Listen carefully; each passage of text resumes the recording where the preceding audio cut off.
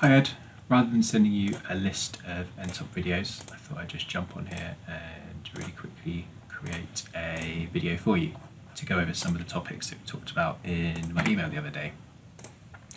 I'll try and keep it brief, I'll try and keep it to kind of 5 minutes or so. It does mean we'll only just scratch the surface of what nTop can do, but it should give you a pretty good idea of kind of what the software can do, what it's capable of.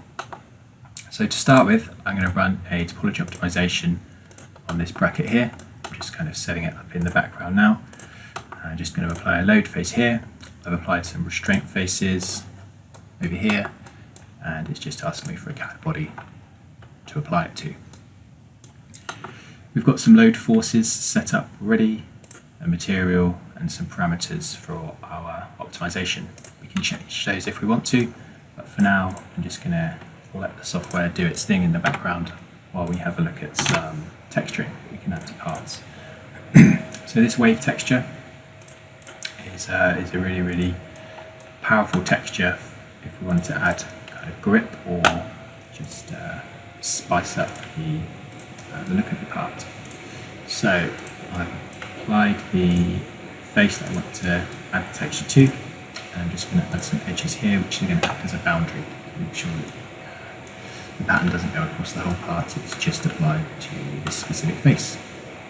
And here we go, really quickly we've created this texture on the back of the part here. We can iterate the design really quickly. Maybe we want to increase the wave spacing, we want to reduce the wave height. Really quickly we can change those designs.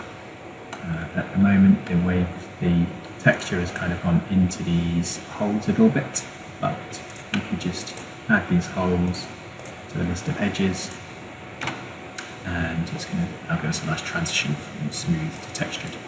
So this is something that's going to add minimal cost to a 3D printed part, but it could potentially add a lot of value, and it's something that injection molding or machine part is definitely not going to be able to compete with.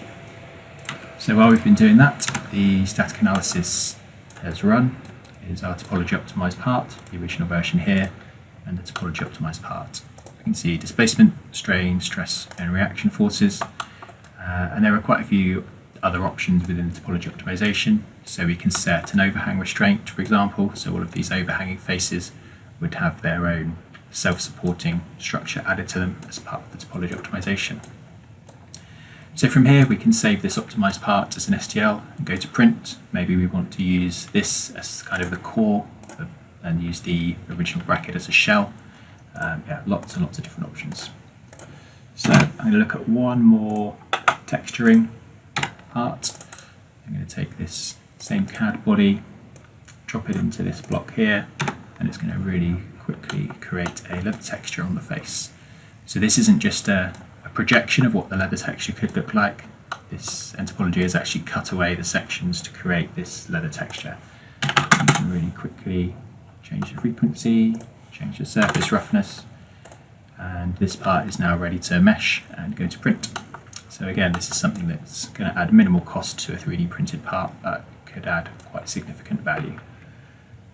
Let's have a look at this part. This is an example of a bike saddle. It was brought into nTopology and a static analysis run. As you'd expect, the areas of high displacement are where the sit bones are.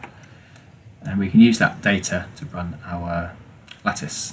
So we've said at areas of high displacement we should have a much denser lattice structure, and we should also have thinner beam thicknesses to create this lattice here.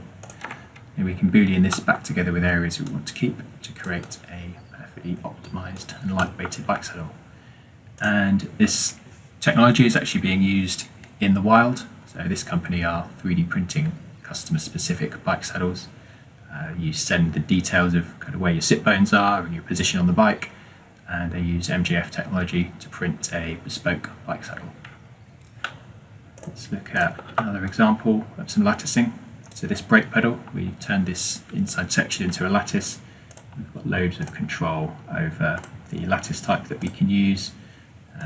We can change the lattice density, and we can also run a static analysis to see where the areas of high stress are. We can use these results to drive the beam thickness. So now we've got, in areas of high stress, much thicker beam thickness, in areas of low stress, a much thinner beam section. So really taking advantage of all that additive manufacturing can offer. One final example, we've got a couple of different scan datas here of a patient arm. What we're going to do with this is create a cast conformally wrapped around this scan data.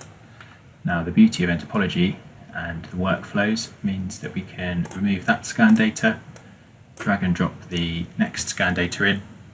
nTopology is going to run through this workflow again, and it's going to create a cast over this new scan data.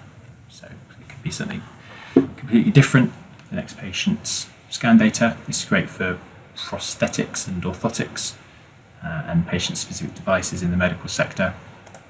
And you can see we've just in a few seconds created this really complex cast around a completely different scan data. We can also use the lattice density again. So if we said the site of the injury was here, we can drive the spatial weighting by that. And that's going to mean that the cast is now going to have a much denser lattice structure here and less dense everywhere else to add a bit more support to the site of injury. So hopefully this has been interesting. Hopefully there are some applications in there that you can see us potentially being able to add value to some of your customer projects either now or in the future. If you've got any further queries or want to see a bit more of the software, then please feel free to let me know. Cheers.